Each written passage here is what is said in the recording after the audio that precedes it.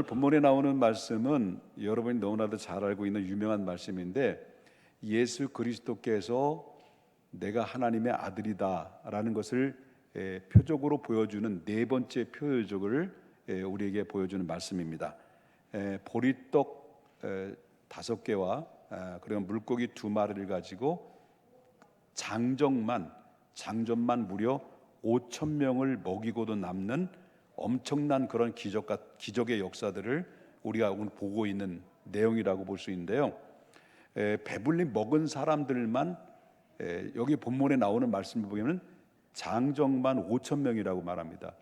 그는 말하면 줄 잡아서 더 말한다고 한다면 여기에는 누구도 있었게요? 장정만 모인 것이 아니라 바로 여자들도 있었을 것이고 아이들도 있을 것이다라고 하는 겁니다.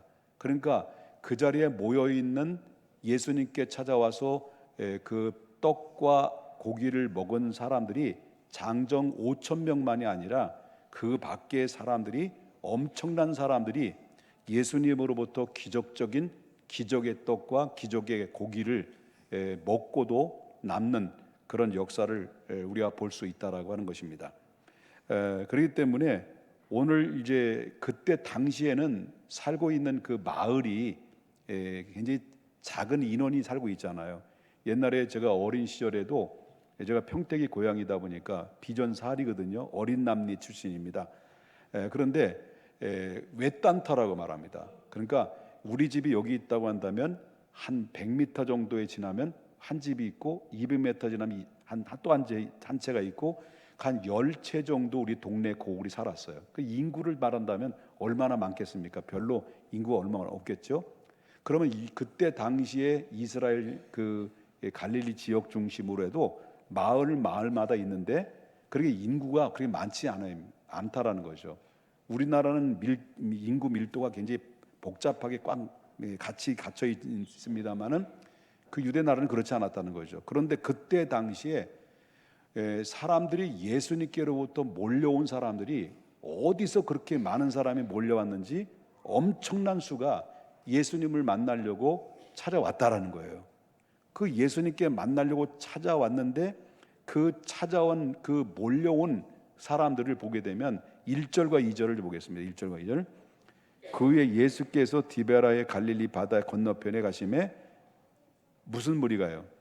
큰 무리가 따르니 이는 뭘 보고 왔다는 거예요? 병자들의 행하신 표적을 보고 왔다는 거예요. 그러니까 이렇게 많은 사람이 몰려온 이유는 바로 뭐냐면, 그때 당시에는 병원이 있었을까 없었을까요? 병원이 없었죠.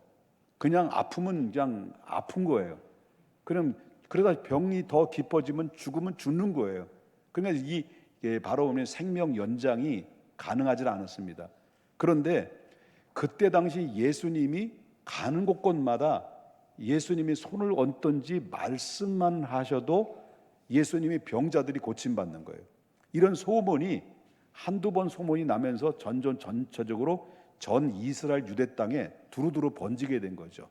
그러니까 오늘도 여기 본문에 보니까 병자들에게 행하시는 표적을 봤다라는 것을 보면, 이 수많은 무들이 예수님을 만나려고 왔던 수많은 사람들은 이 병을 고침받은 사람들을 그들이 보았고 들었고 소문에서 들었는데, 그러면 여기에 장정만 5,000명이 왔던 사람들이 그 중에서는 병자들이 많았을까요? 많아도 엄청 많은 사람들이, 별의별 병자들이 왔고 문제가 있는 사람들이 다 찾아와서 예수님을 만나려고 예수님께로부터 한번 손을 만져줬으면 좋겠다라는 간절한 소원들이 있었을 거라고 하는 것입니다. 이 소문이요. 저도 이제 목회를 한 40년 가까이 하다 보니까 이제 기도를 많이 하죠. 안수기도도 많이 하고 이런 기도를 하는데, 예를 들어서 아기를 낳지 못하는 이 부부가 기도를 요청했을 때 안수기도를 해서 얼마 후에 임신을, 오랫동안 임신이 안 되다가 임신이 돼서 출산하는 사례들이 몇 가정이 있어요. 이분들이 소문만 내준다면 우리 목사님, 평택중앙교회 목사님은 은사가 바로 뭐냐면, 임신하지 못한 분들이 안수받으면 애를 낳는다, 보통 2, 3씩 낳는다, 이런 소문만 내준다면 평택의 김 목사도 좀 어느 정도 소문에 의해서 뜨는 목사가 됐을 텐데 소문을 안 내주는 것 같아요. 어쨌든 괜찮습니다. 그런데 소문 내는 게 더 좋을 것 같기도 하고요. 근데 이 예수님께서는 그 전에 베데스다에서 어떤 일이 있었어요? 안식일 날에 38년 된 그 환자를 치료해 주는 거예요. 이런 사건들이 여기저기 들리다 보니까 수많은 사람이 예수님을 만나러 온 거죠.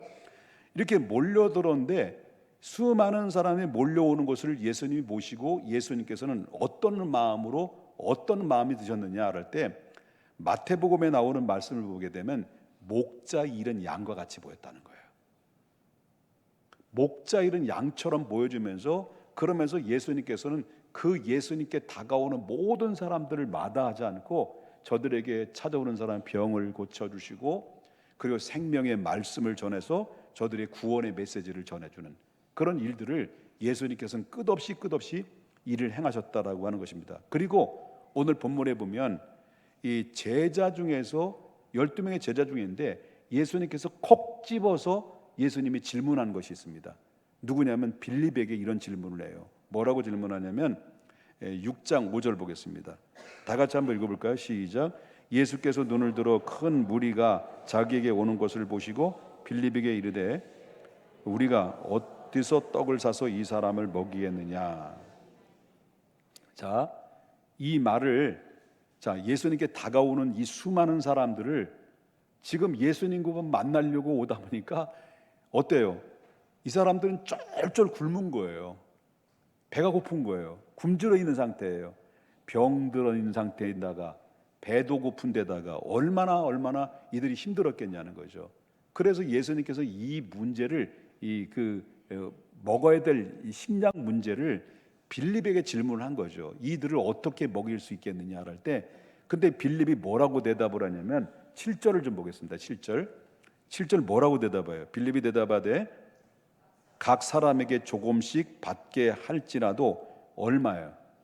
200데나리온의 떡이 부족합니다. 자, 이 말은 무슨 말이냐면 이 수많은 사람들이 어떻게 먹일 수 있겠습니까? 자, 그때 당시에 1데나리온이 장정이 하루의 품값이에요. 1데나리온은 하루의 품값이라고 말한다면 하루에 우리 오늘날 환산을 한다면 장정이 오늘날 노동을 해서 얻어서 10만 원을 번다 그랬죠. 10만 원을 번다면 200데나리온은 얼마 정도 될까요? 2천만 원 아니겠습니까? 그러면 이 빌립이 하는 것은 예수님 이렇게 찾아온 수많은 사람들을 다 먹이려고 한다면 2천만 원 가지고도 부족합니다 라고 하는 것을 대답을 했다는 거죠. 그러니까 이 빌립이 하는 말은 이들에게 다 먹인다 하더라도 최소한 2천만 원 가지고도 부족하는데 그러니 빨리 이 사람들 내보내시고 빨리 보내시는 게 저 상책인 것 같습니다라고 이 빌립은 자기 계산법으로 예수님께 이렇게 얘기를 한 거죠. 그런가 하면 또 한 명의 제자가 등장이 돼요. 그 예수님께 뭔가 들고 왔어요. 뭐라고 말하냐면 빌립 말고 다른 제자가 뭐라냐면 8절을 보겠습니다. 8절. 제자 중에 하나 곧 시몬 베드로의 형제 누가 안드레가 찾아온 거예요. 안드레가 예수님께 말하기를 뭐라고 말하냐면 9절입니다. 여기 한 아이가 있어 보리떡 몇 개? 5개와 물고기 몇 개? 2마리를 가지고 와 있나이다. 자, 여기까지 좋았어요. 아, 예수님 여기 도시락 가져왔습니다. 여기 한 아이가 도시락을 가져왔는데 여기에는 보리떡 5개와 물고기 2마리 있습니다. 예수님께 바쳤단 말이에요. 그 예수님께 바친 안드레가 여태까지 바칠 때까지는 좋았는데 그런데 여기 이제 그 9절에 보니까 뭐가 나와요? 그러나 그가 뭐라고 짓거려요? 그것이 이 많은 사람에게 얼마나 되겠습니까? 아니 요것 가지고 이렇게 많은 사람들을 어떻게 다 먹일 수 있습니까? 라고 하는 이거죠. 그러니까 안드레도 빌립도 마찬가지라는 거죠. 도찐이 개찐이에요. 그러니까 안드레도 빌립도 마찬가지로 예수님께서 이 작은 음식으로 어떻게 하실 것을 기대하고 이렇게 말하는 것이 아니라는 거죠. 안드레도 기대하고 이 들고 온 게 아니라는 거예요. 오히려 안드레는요, 많은 사람 무리들이 이렇게 먹이기에는 이 작은 이 음식이 무슨 소용이 있겠습니까? 부정적인 의견을 위해서 말하기 위해서 예수님께서 말했을 뿐이라는 거죠. 이것 가지고 뭐 어떻게 되겠습니까? 가당치도 않습니다. 그러니까 우리 중앙교회 6월 26일 날 새생명 축제 뭐 되겠습니까? 이렇게 이 콜라 김 빠지는 소리를 하면 되겠습니까? 안 되겠습니까? 지금 이 안드레도 그렇고 이 빌립도 그렇고 무슨 김 빠지는 소리예요? 콜라 김 빠지는 소리 좀 하고 있는 거예요. 자, 그러나 안드레와 빌립과의 차이, 안드레가 빌립과의 차이점이 또 다른 점이 있었습니다. 그것은 바로 뭐냐면 같은 것은 안 된다는 거예요. 불가능하다는 거예요. 이것 가지고 어떻게 5천 명을 먹입니까? 2천만 원 가지고도 다 감당이 안 되는데 어떻게 다 이것을 문제를 해결할 수 있습니까라고 둘 다는 더 부정적이라는 거예요. 불가능하다는 거죠. 그런데 빌립과 안드레의 다른 점이 있다고 한다면 빌립은 자신의 계산과 자기 논리와 합리적인 어떤 생각에 의해서 거기에 빠져가지고 예수님의 명령을 시도조차를 하지 않았단 말이에요. 그런데 안드레는 명령대로 행하려고는 몸부림을 쳐요. 뭔가 좀 액션을 취하고 있는 거예요.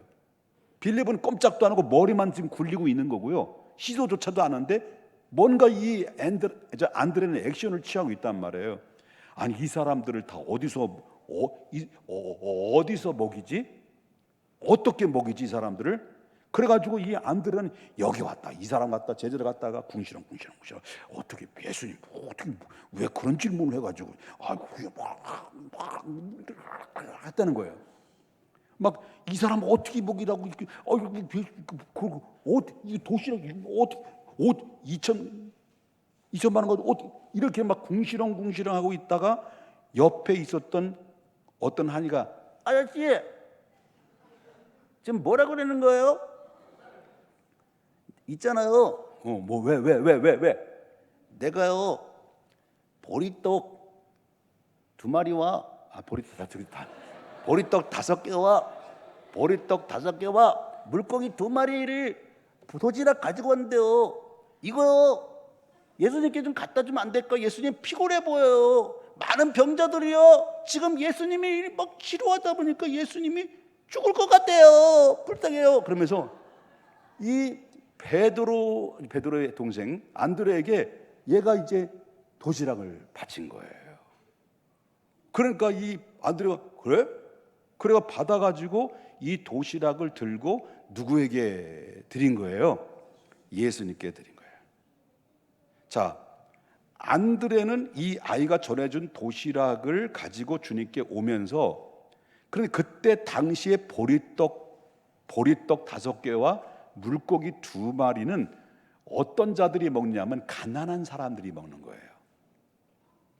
여기서 이 보리떡이라는 것은 옛날에 우리 보릿고개에서 살았던 분들은 아실 거예요. 보리떡, 얘들이 먹는 보리떡은 보리개떡 아시죠? 보리개떡. 아직 모르는구나. 어려서 몰라. 보리개떡. 이 보리개떡이래요. 그러니까 그때 당시 보리개떡은 누가 먹냐면 우리 보릿고개에 넘어간 사람들은 이 가난한 사람들만 먹는 거예요. 그런데 여기서 이제 물고기 있죠. 거기 얘가 가져왔던 가져왔던 이 보리떡은 그렇다고 그러고 치고요. 그러면 도시락을 싸들고 온 고기는 뭘까요? 여러분, 정상적인 고기는 익두스라는 거예요. 이 헬라어 원문으로 익두스, 정상적인 고기는 익두스. 그 여기서 얘들이 가져온 거는 얘가 가져온 이 도시락에서 싸온 그 물고기는요, 바로 압사리온이에요. 압사리온이라고 써 있어요. 그러면 익두스 고기라고 하는 것은 그 던져서 고기를 잡아가지고 상품 가치가 돼서 가치가 돼요. 돈의 가치를 가지고 있어요. 그런데 이 작고 못생기고 그리고 냄새나고 쓸모없는 고기들 있잖아요. 다 걸러내고 난 다음에 남아있는 거. 그래서 이 어부들이 이제 그 그물을 씻기 위해서 그 자질자질한 그 걸려 있는 그 고기들 있잖아요. 어떻게 할까요? 털잖아. 털털 털어버리면 땅바닥에 떨어져요. 그럼 이 작고 못생긴 고기들을 어떻게 될까요? 이런 고기들을 뭐라고 말하냐면 이투스라고 하지 않고 압사리온이라고 얘기를 해요. 그러니까 그러니까 이것은 바로 뭐냐면 이 압사리온이라고 하는 이 고기들은 아주 가난하고 아주 천민이라고 계층에 놓여 있는 그런 사람들이 그냥 어부들이 털털 털어서 땅바닥에 널려져 있는 것을 다 주워다가 이제 썩지 않게 간장에 재워놓고 그럼 보리떡하고 그 생선 몇 마리에서 얹어가지고 손으로 해가지고 이렇게 먹는 게 이게 가난한 사람들이 주로 먹는 식량이라고 하는 거죠. 근데 이 아이가 가져왔던 도시락이 바로 그거라는 거예요. 근데 이 아이가 자기가 먹어야 될 도시락인데 자기가 안 먹고 이거 갖다 주세요. 나도 배고픈데 예수님이 힘들게 갖다 그래 했단 말이에요. 그래 갖다 드렸단 말이에요. 자기가 먹고 싶은데 이렇게 배고프잖아요. 그런데 예수님 자기 안 먹고 예수님께 드렸단 말이에요. 물론 이 아이가 가져와서 도시락도 예수님께서 뭐 이 도시락으로 오병이어를 이렇게 기적을 일으키고 이렇게 할 것을 생각하지 않고 드린 거죠. 그냥 드린 거란 말이에요. 나도 배고프지만은 예수님도 얼마나 배고프실까라는 마음으로 가지고 이게 드린 거예요. 그러니까 이 예수님이 이 가져온 도시락을 가지고 예수님이 어떻게 했을까요? 이 아이가 가져온 도시락을 보면서 그 아이와 도시락을 보면서 예수님 마음이 어떻을까요? 뭉클했겠죠. 그리고 기뻐했겠죠. 기특하다고 생각했겠죠. 예배를 잘 드리는 우리 주일학교 아이들이 예배를 드리는 모습을 보면서 목사님이 너무 기쁘고 기쁜 것처럼 이 아이들이 가져왔던 도시락을 가지고 아이가 가져왔던 도시락을 보고 너무 기뻐하셨던 거죠. 그러니까 이 예수님이 그 다음에 아이가 가져온 도시락을 가지고 어떻게 행동을 취하셨느냐 할 때 10절 보세요. 10절과 11절 예수께서 이르시되 먼저 어떻게 하라는 거예요? 수많은 사람들을 질서 있게 앉게 했단 말이에요. 그리고 거기에는 잔디가 많았어요. 그죠? 잔디가 많은지라 사람들이 앉았는데 수가 몇천 명이라고 그랬어요? 5천 명이에요. 그 5천 명이 어떤 사람들만 5천 명이에요? 따지면 장정들만 5천 명이, 그 밖에 여인들도 있을 거잖아요. 그럼 수만 명 정도에 될 거라는 거죠. 그 다 앉힌 거예요. 그리고 난 다음에 11절에 보니까 이 떡을, 이 주일학교 한 아이가 도시락을 들고 온 떡을 가지고 예수님께서 들어서 축사를 하신 거죠. 축사를 하시고 난 다음에 그리고 여기에 앉아있는 5천 명에 되는 사람들에게 이것을 가지고 제자들을 시켜서 전부 다 나눠주라는 건데, 근데 축사하시고 난 다음에 이 물고기 2마리와 보리떡 5개가 어떤 일이 벌어졌을까요? 뻥튀기가 나요. 뻥튀기.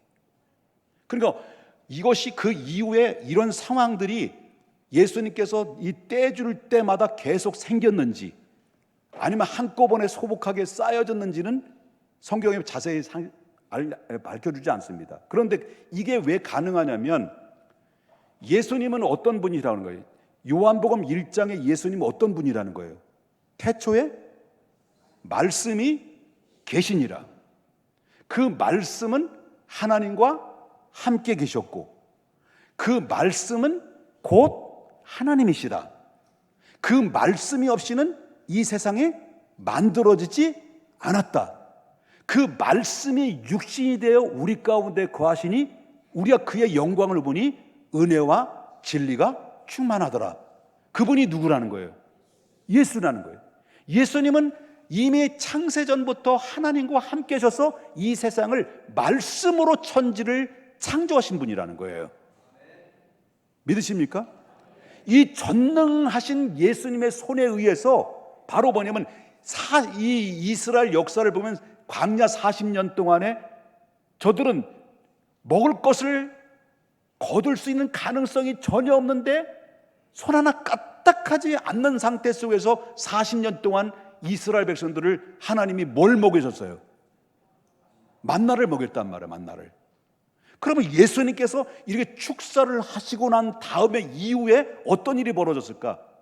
말씀이 이를 통해서 가라사대 빛이 있으라는 명령 앞에 빛이 생겼던 것처럼 예수님의 손에 의해 축사 이후에 주님의 능력에 의해서 이 수많은 5천 명의 사람들을 떡을 먹이고도 남는, 배불리 먹여 남는 엄청난 기적의 역사들이 일어났다라고 하는 것입니다. 이건 기적인 것입니다. 이 기적은 아무리 주워도 손에서 끊임없이 떡이 나오는 거죠.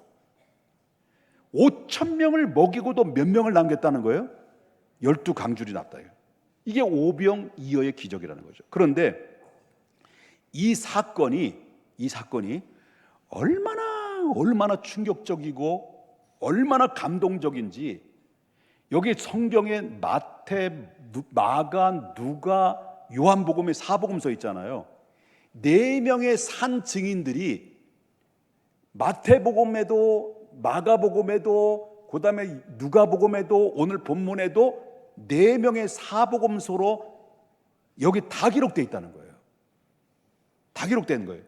그러니까 여기에 이 기록한 저자들이 단 한 사람도 빠짐없이 이 사건을 모두 기록했다는 것은 이들은 그 두 눈으로 충격적인 사건을 목격했다는 거예요. 그럼 오병이어 역사가 그들에게는 엄청난 충격으로 와닿던 그런 역사들이라는 것을 보고, 우리는 뭐 성경을 통해서 들어서 그냥 우리 감동을 받지만 그 현장에서 목격했던 사람들은 얼마나 감격스러웠을까요? 여러분, 하나님의 역사하는 방법은 다양합니다. 다양하게 하나님 역사하시는데, 그런데 하나님의 제일 좋아하는 그런 기뻐하는 방법은 바로 뭐냐면 합작의 방법입니다. 합작의 방법. 그게 바로 뭐냐면 인간의 헌신과 인간의 수고와 믿음의 행위, 믿음의 순종을 통해서 하나님이 그 위에 역사하시는 거예요. 모든 구약으로부터 오늘까지 하나님의 성경 역사의 기적의 사건들 보면 하나님이 직접적으로 하나님 역사도 하셨지만은 인간의 헌신과 인간의 수고와 믿음의 순종을 통해서 하나님께서는 기적을 동반해서 하나님 역사를 일으켜 왔다는 것을 성경에서 보게 된다라고 하는 겁니다. 그렇다면 물어볼게요. 5천 명 중에서 5천 명이 모였잖아요. 떡을 얻어먹은 사람들 있잖아요. 그리고 떡을 제공한 사람도 있잖아요. 떡을 제공한 사람이 누구예요? 어린아이잖아요. 그러면 얻어먹은 사람도 있고 제공한 사람도 있고 심부름한 사람도 있고 떡을 뭐 나눠준 사람도 있고 이런 사람도 있지만, 이렇게 수많은 사람들 중에서 누가 가장 행복할까요? 네? 이게 수많은 사람들 중에서 가장 누가 행복했었을까요? 그때 당시 제자들일까요? 얻어먹은 사람, 배불러가지고 이빨 쑤시는 사람들? 네? 누가 가장 행복할까? 아직 말 좀 해봐요. 크게 얘기해봐요. 예수님? 예수님은 기본이고. 그렇죠? 맞아요. 내가 자기가 쫄쫄 굶고 한눈 있더라도 이거요. 근데 진짜 쪽팔린데요. 물고기 드리기가 진짜 그렇지만 이거 찾으시는 것 같은데 예수님 갖다 드리세요. 안드레에게 바쳤던 이 어린아이가 이거 기적이 일어날 줄 몰랐던 거지. 그런데 자기가 바쳤던 그 물고기 2마리와 보리떡 5개를 가지고 예수님이 번쩍 들어가지고 축사를 하실 때 이 어마무시한 그런 이 양이 채워지면서 5천 명을 먹이고도 남는 그런 역사들을 이 수많은 사람들이 경험하고 기적을 경험했는데, 그 중에 가장 감동과 행복을 가지고 느꼈던 것은 내가 드렸던 이 도시락이 기적을 일으켰네? 그러면서 이 아이는 5천 명 중에서 가장 보잘것없는 도시락일지라도, 이 보잘것없는 이 물고기일지라도 예수님께서 기뻐하시고 위대한 역사를 이루어 주신 이 상황을 누가 직접 목격했어요? 자기가 드린 물고기를 통해서 역사하신 것을 목격한 거예요. 아마 이 아이는요, 한평생 그 상황을 보고 한평생 주님 앞에 드리는 삶을 살았을 거라고 예측이 되는 것이죠.